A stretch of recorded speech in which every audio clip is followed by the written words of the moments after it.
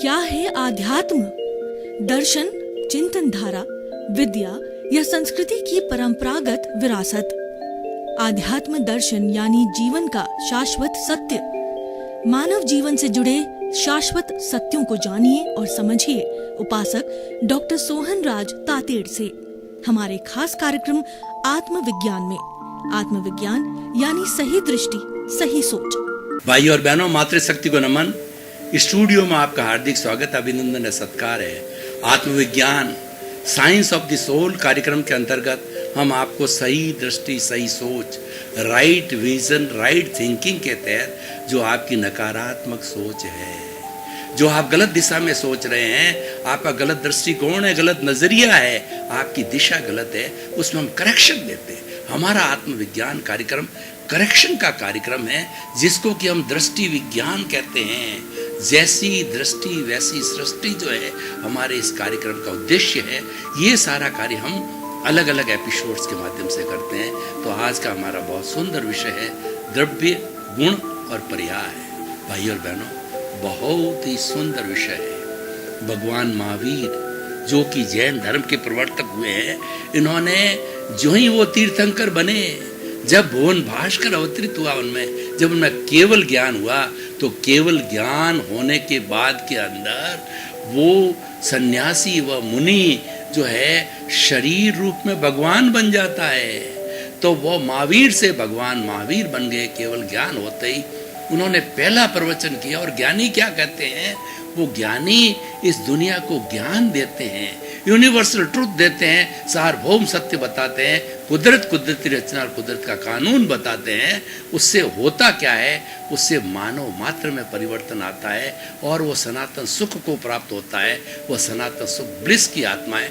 दूसरे शब्दों में जो भगवान होते हैं, वो सम्यक दर्शन देकर के व्यक्ति को मुक्ति की ओर धीरे धीरे ले जाते हैं। तो भगवान ने पहला प्रवचन क्या दिया? उत्पाद व द्रव्यात्मक सत। कोई भी वस्तु का जो है वह अस्तित्व तब है जब उसमें उत्पाद होता, उत्पन्न होती है, और जो विनाश होता है, जिसको खर्च होती है, और खर्च और जो उत्पन्न के बाद जो है होने के बाद भी दोनों परिस्थितियों के अंदर वो द्रव्य यानी शाश्वत है। इस चीज को समझने के लिए उन्होंने द्रव्य, गुण और पर्याय बनावे। द्रव्य का मतलब वस्तु। वस्तु दो तरह की होती है, एक तो जड़ वस्तु और चेतन वस्तु। तो द्रव्य है, जड़ के गुण अलग है और चेतन के गुण अलग है। दोनों वस्तु है, दोनों द्रव्य है। तो जो जड़ होता है वो वर्ण, गंध, रस, स्पर्श वाला होता है। वो गलन मिलन धर्मा होता है, टूटता है, जुड़ता है, एक परमाणु से द्विपरमाणु, चतुर्परमाणु, और उसके बाद के अंदर बड़े बड़े जो है वो वस्तुएं बनती, जो आज विश्व में हमको दिखाई देती है। जो हमारे घर है, बंगले हैं, सड़कें हैं, हमारी जो रेलवे लाइन है वगैरह इत्यादि इत्यादि, वो सारा क्या होता है? जड़ पदार्थ है। और एक जो दूसरा होता है चेतन तत्व होता है, वो भी द्रव्य है। चेतन तत्व के अंदर क्या होता है? असंख्य चेतनामय परमाणुओं के पिंड को चेतन कहते हैं। जड़ और चेतन में अंतर क्या है? कि जड़ में कोई संवेदना नहीं होती, चेतन में संवेदना होती है। जड़ में कोई फीलिंग नहीं होती, चेतन में फीलिंग होती है। जड़ सुख दुख की अनुभूति नहीं करता, चेतन सुख दुख की अनुभूति करता है। चेतन प्रजनन करता है, अपने जैसा जीव बनाता है। जड़ नहीं बनाता, वो तो गलता है, मिलता है, जुड़ता है, टूटता है और नई चीज बन जाती है। लेकिन अपने जैसा प्रजनन, इस तरीके की 9 कैरेक्टरिस्टिक वो चेतन में, कॉन्शियसनेस में बताई जाती है, जो विज्ञान सम्मत है। विज्ञान भी उनको मानता है और उन्होंने उन सब 9 कैरेक्टरिस्टिक धारी को कॉन्शियसनेस बोला है, जिसको कि जो है वो हमारे अध्यात्म की भाषा में आत्मा बोला जाता है, जीव बोला जाता है, जिसके 23 नाम है। वेदांत उसको जीव कहता है और जो है वो जैन दर्शन आत्मा जीव दोनों कहता है। हर एक की अलग अलग थोड़ी थोड़ी परिभाषा के अंतर है, लेकिन वो सारा चेतन तत्व कहलाता है। तो इसलिए भाई और बहनों, ये हो गया हमारा द्रव्य हो गया। तो द्रव्य है कौन सा? जड़ और चेतन होता है। गुण, द्रव्य, गुण और पर्याय। पर्याय को मैं पहले लेता हूं। पर्याय को मोड्स बोला जाता है। उत्पाद और व्यय, जैसा मैंने पहले बताया, जो उत्पन्न होता है व्यय होता है, जिसका विनाश होता है। लेकिन उत्पाद और व्यय होने के बाद भी वह दोनों कंडीशन के अंदर वह मूल चीज वही है। जड़ है तो जड़ है, चेतन है तो चेतन है, उसका अस्तित्व नहीं जा सकता। और ये बड़ी जैन धर्म की थ्योरी है कि चेतन कभी भी अचेतन नहीं होता, जड़ नहीं होता है, और अचेतन कभी चेतन नहीं होता, दोनों साथ के अंदर हो जाते हैं। जैसे ये शरीर है, ये शरीर मिश्र चेतन है, इसके अंदर जड़ भी है और चेतन भी है। जब प्योरली जड़ रह जाता है मृत्यु के समय में, तब जला दिया जाता है, क्योंकि हंसा उड़ जाता है, चेतन चला जाता है। वो अंतराल गति से वो कॉजल बॉडी और प्योर शुद्ध आत्मा और ल्यूमिनस बॉडी तीनों इस शरीर को छोड़ के चले जाते हैं। पीछे से जो है ये प्योर जड़ रहता है, जिसको कि जला दिया जाता है, राम नाम सत्य हो जाता है। तो भाई और बहनों, ये हमारा उत्पाद व्यय और द्रव्य को मैं उदाहरण के द्वारा समझाना चाहता हूँ। उदाहरण से चीज अच्छी तरह से समझ में आ जाती है। एक महिला है जो बहुत दिनों से अपनी बैंगल्स पहन रही है, तो पहनते पहनते ऊब गई। वो ये चिंतन करने लगी कि क्यों नहीं इस बैंगल्स को जो है तोड़वा करके और एक अच्छा नेकलेस बना दिया जाए, जिसका कि आजकल चलन है। तो वो उनको तोड़ करके और नेकलेस बना देती है। तो नेकलेस जो बनता है वह हो गया उत्पाद, उत्पन्न हुआ। और जो बैंगल्स टूट गई वह विनाश हुआ, वो व्यय हुआ। लेकिन चाहे बैंगल हो चाहे नेकलेस हो, वो सोना सोना ही है, दोनों कंडीशन में सोना है। उसको द्रव्य कहते हैं। कहने का अर्थ होता है कि जड़ है वह हर क्षण हर वस्तु बदलती है, तो ये जड़ बदलता रहता है, परिवर्तनशील है, लेकिन जड़ जड़ ही रहता है। चेतन भी एक जन्म लिया, नरगति, तिरंज गति, मनुष्य गति, देह गति, एकेंद्रिय, द्विंद्रिय, त्रिंद्रिय, चतुरेंद्रिय, पंचेंद्रिय और मुक्ति, सब अवस्थाओं के अंदर चेतन घूमता रहता है। तो घूमते रहने के बाद भी चेतन तो चेतन ही है।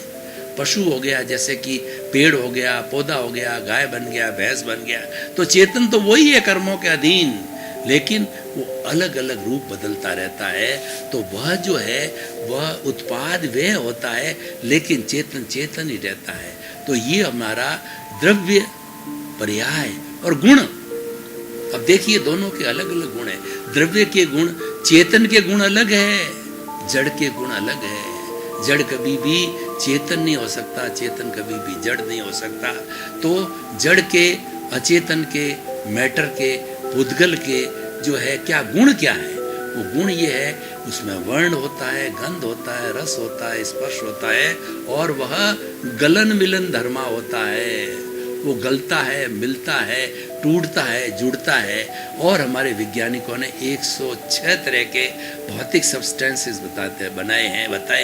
वो कौन से हैं? जैसे गोल्ड है, सिल्वर है और टिन है, और जब आपने वेनेडियम है और टिटानियम है।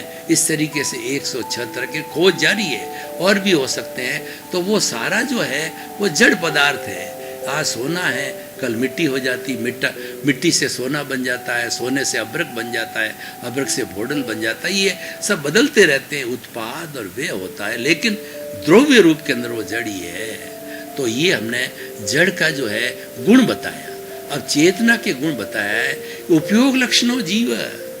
जीव किसे कहते हैं? जिसका उपयोग हो। उपयोग का अर्थ होता है कि उसमें ज्ञान होता है और दर्शन होता है, वह उसका उपयोग है। कभी वो ज्ञान में जाता है, कभी दर्शन में जाता है। दर्शन का मतलब मैं आपको देख रहा हूँ। प्रथम दृष्टवा हम किसी चीज़ को देखते हैं तब वो दर्शन कहलाता है। और दर्शन को जब गहरा किया जाता है, हम किसी भी व्यक्ति को, वस्तु को देख करके उसके बारे में पूरी अवधारणा बनाते हैं, कैलकुलेशन करते हैं, एनालिसिस करते हैं कि कौन है, ये कहाँ रहता है, कि क्या करता है, इसका क्या काम है, इसका क्या जॉब है, वो सारा एनालिसिस करते हैं हम, तब वो ज्ञान कहलाता है। तो इसीलिए जो है हमारा चेतन का जो लक्षण है वो ज्ञान और दर्शन लक्षण है, वो इसका गुण है। अब देखिए द्रव्य गुण पर्याय की हमने परिभाषा, इतनी गहरी परिभाषा की, लेकिन इसका उपयोग क्या है, ये निष्कर्ष क्या है? मैं जो आप आज के जो है इस एपिसोड को ऑडियंस के सामने खुला करता हूँ, तो वो क्या चीज़ है, इसका क्या, what is the social utility और व्हाट इज द रिलेवेंस, और उसकी रिलेवेंस के साथ साथ के अंदर क्या उसको जो है वो हम, इसका क्या बेनिफिट क्या है। तो द्रव्य गुण पर्याय को जानने वाला व्यक्ति जो है हिंसा को जानेगा। जब वो जड़ और चेतन को जानेगा तभी हिंसा अहिंसा, नीति अनीति, न्याय अन्याय, अच्छा बुरा, गुण दोष का डिफरेंस करेगा। हमारी भारतीय संस्कृति के अंदर 3 चीजें आती है। एक तो होता है गेय, दूसरा होता है हेय और तीसरा उपादेय होता है। हमारे इस हृदय के अंदर जो अच्छाई और बुराई बिल्कुल पास पास में सटी हुई है, उसमें एक ही दीवार है, उसके अंदर लाइन ऑफ डिमार्केशन है और कोई दूरी नहीं है, बिल्कुल टच हो रही है, एक ही दीवार है। तो फिर दूरी होने का प्रश्न ही नहीं है। प्रश्न ये होता है कि हम कौन से पाले में हैं, बुराई के पाले में या अच्छाई के पाले में। कुरुक्षेत्र के अंदर महाभारत का युद्ध हुआ तो हमारे पांडव थे 5 है, वो अच्छाई के पाले में थे।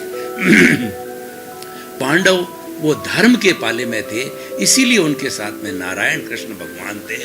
और दुर्योधन थे, वो अहंकारी थे, महत्वाकांक्षी थे, वो अधर्म के पाले में थे, अनीति के पाले में थे।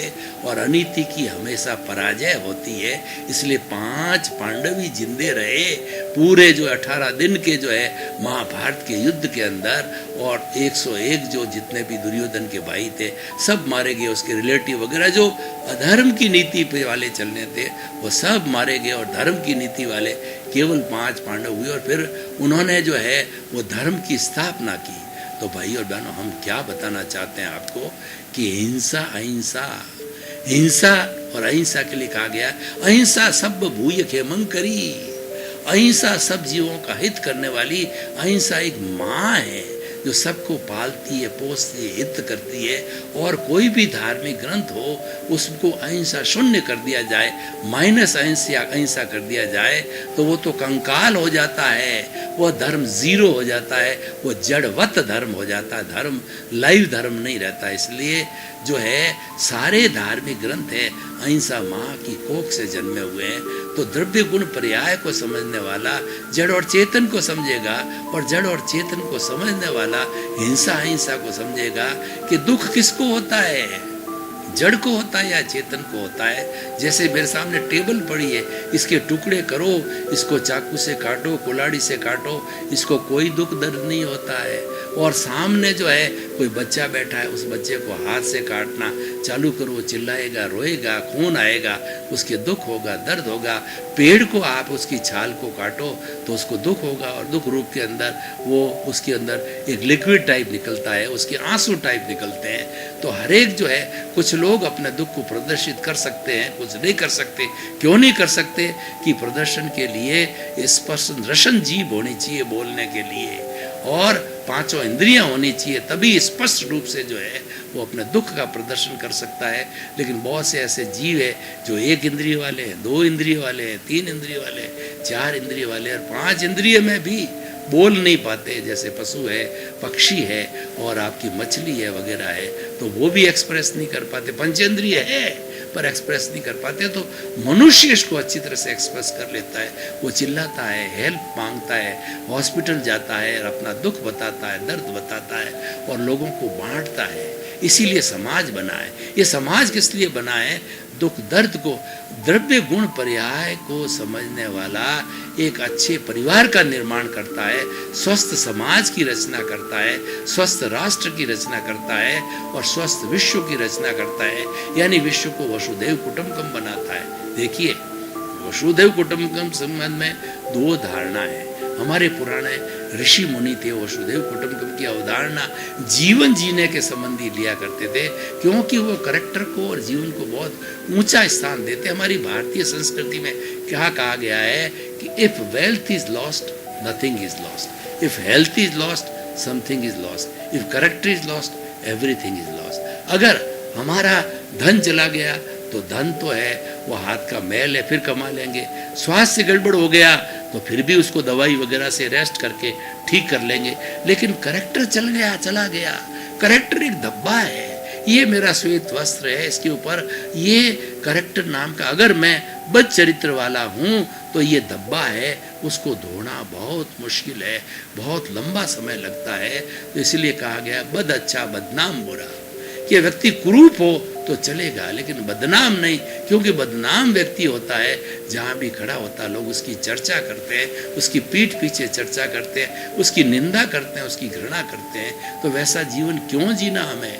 तो इसलिए भाई और बहनों, ये मैं सब इतनी बात क्यों कह रहा हूँ कि समाज के जो मूल्य हैं वो द्रव्य गुण प्रयास से जुड़े हुए हैं, क्योंकि द्रव्य गुण प्रयास जड़ और चेतन का डिफरेंस कराता है। तो हमें हिंसा अहिंसा को समझना है और अहिंसा की प्रतिष्ठा करनी है। अहिंसा एक देवी है, इस देवी की घर में प्रतिष्ठा, और देवी देवताओं का आप मानो या न मानो, घर के अंदर अहिंसा देवी की स्थापना कीजिए, दुकान में अहिंसा देवी की स्थापना कीजिए, फैक्ट्री में अहिंसा देवी की स्थापना कीजिए, सचिवालय में जो है अहिंसा देवी की स्थापना कीजिए, चाहे जो राज्य का सचिवालय हो, चाहे देश का सचिवालय हो, अंतर्राष्ट्रीय जो हमारा यूएन हो, वहाँ अहिंसा देवी की स्थापना की है। उन्होंने तो कर ली। हमारा बड़े अत्यंत गर्व और गौरव के साथ कहना पड़ता है हमारे को, जिस अहिंसा माँ की मैं बात कर रहा हूँ, वो अहिंसा माँ की स्थापना जो है यूएनओ प्रतिवर्ष 2 अक्टूबर को महात्मा गांधी के जन्म दिवस के ऊपर हमारा पूरे 210 कंट्री में अंतर्राष्ट्रीय अहिंसा दिवस मनाया जाता है। और अहिंसा की नीति, अहिंसा का पालन और अहिंसा के नियमों की व्याख्या की जाती है पूरे विश्व में। ये हमारे लिए खुशी की बात है, क्योंकि पूरे विश्व के अंदर एक ही पर्सनैलिटी महात्मा गांधी, जिन्हें बिना कोई तीर कमान, बिना कोई हथियार, बिना कोई गोला, बिना कोई अस्त्र शस्त्र के, जो उन्होंने अहिंसा रूपी अस्त्र से 200 वर्ष पुरानी जो है हमारी जो ब्रिटिशर्स की जो सरकार थी, उसको जो मजबूर कर दिया जाने के लिए, ये अहिंसा अमोघ वस्त्र को, क्योंकि उनके अंदर टॉलरेंस पावर थी, उनके अंदर सेक्रीफाइस था, और उनके अंदर कई वो मूल्यों की व्यक्ति थे, तब ये हो पाया। तो भाई और बहनों, मैं निष्कर्ष की भाषा में आपको बताना चाहता हूँ कि द्रव्य गुण पर्याय जो है वो हमारे जीवन मूल्यों से जुड़ा हुआ है, क्योंकि इसको गहराई से समझना चाहिए कि द्रव्य क्या है, गुण क्या है, पर्याय क्या है। पर्याय है ये जगत से जुड़े हुए हैं। ये जगत जो है हर क्षण हर वस्तु बदलती, इस बात को सिद्ध करता है, उसी का नाम पर्याय है। कभी जो है वो उत्पाद हो गया, कभी विनाश हो गया, कभी उत्पाद हो गया, कभी विनाश हो गया, लेकिन उत्पाद वे होने के बाद के अंदर जो उसकी जड़ और चेतन की कैटेगरी है वह कभी नहीं बदलती। तो भाई और बहनों, आइए और हम द्रव्य गुण पर्याय को समझ करके अपने जीवन को अच्छा बनाएं। हम किसी को दुख न दें, हम किसी को कष्ट न दें। और आज हमारे समाज में जो बुराइयां हैं, बड़ी बड़ी बुराइयां, आतंकवाद और असंवेदनशीलता, ये रेप, भ्रष्टाचार, दुराचार, कदाचार और आग्रह, कुदाग्रह, कितनी बुराइयां हमारे समाज के अंदर घर कर गई है। तो आज हम इस एपिसोड के माध्यम से आप तक ये मेरी बात पहुंचाना चाहता हूं, इन बुराइयों को दूर कीजिए, इन बुराइयों को हटा करके अच्छे मूल्य की स्थापना करनी चाहिए। देखिए, व्यक्ति के पास में दोनों ऑप्शन है, वह धर्म का जीवन भी जी सकता है, अधर्म का जीवन भी जी सकता है, वो स्वतंत्र है, लेकिन उसके परिणाम वो भुगतेंगे। कैसे, मैं आपको उदाहरण देना चाहता हूँ। मान लीजिए अच्छी बारिश हो गई है और वो खरीफ की फसल बोने वाला जो है किसान है, वो अपने खेत में जाता है, उसको प्लेन कर दिया वगैरह, खेत को अनुकूल बना दिया, उसके बाद के अंदर वो बीज लेकर के जाता है। उसकी बीज की 2 पोटली उसके हाथ में, एक के अंदर तो जो हमारा फूड ग्रेन्स है बाजरे की है, दूसरे में मिक्सचर है जो कि खरीफ की फसल में पैदा होता है, मूंग है, मोट है, तिल है, काकड़ी है और जो है आपका ग्वार है, ये सारा मिश्रण है उसके अंदर। वह चिंतन करता जाता रास्ते के अंदर कि कौन सा बीज बोना चाहिए, निर्णय नहीं ले पाता है। आखिर वो जब खेत पे पहुंच जाता है तो उन्होंने मिक्सचर को जो है डाल दिया और मिक्सचर पूरे खेत के अंदर मिक्सचर बो दिया गया। फिर उसके चिंतन आया, अगर बाजरा होता तो साल भर मेरा पूरा परिवार खाता, मुझे मार्केट से परचेज नहीं करना पड़ता, बाजरा जो है आजकल महंगा है। तो अब वो बात चली गई, अब वो परतंत्र हो गया, वो पोटली अब प्रतंत्रता की पोटली हो गई, और जो पोटली थी, जो पोटली बोई गई वो प्रतंत्र हो गई है, और जिसके हाथ में जो बाजरा की पोटली वो स्वतंत्र है, वो दूसरी जगह बो सकता है। तो भाई और बहनों, ये स्वतंत्रता परतंत्रता को हमें समझना चाहिए।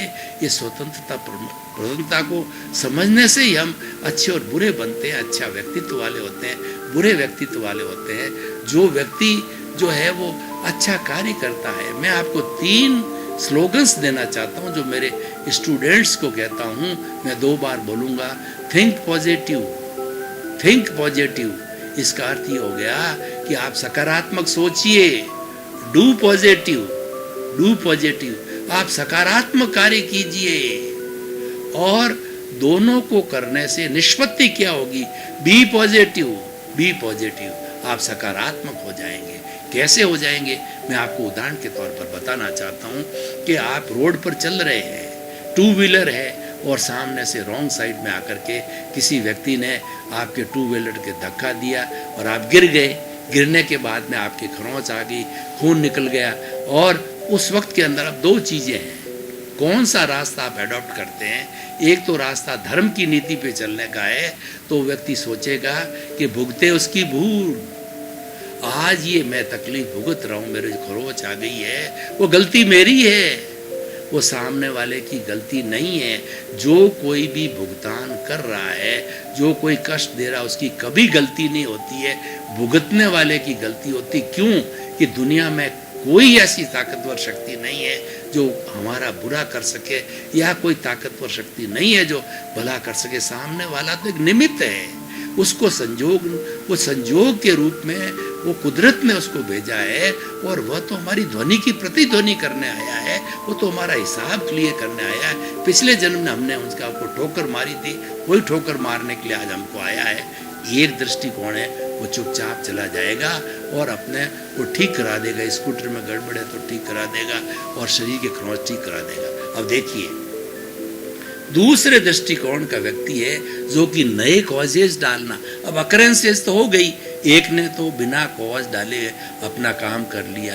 अब दूसरा जो अधर्म की नीति वाला है, कॉजल बॉडी को बढ़ाने वाली बात करता है, तो वो क्या करता है? उसको गाली देगा। तू बदमाश है, अंधा है, देखता नहीं है, चोट मार दी, मेरे इतना ला, स्कूटर हो गया, पैसे ला, क्लेम ला। और पुलिस आ गई, पुलिस केस बन गया, और पुलिस केस के अंदर वो लड़ते लड़ते कोर्ट में चले गए, और वो कोर्ट लंबा तक चला।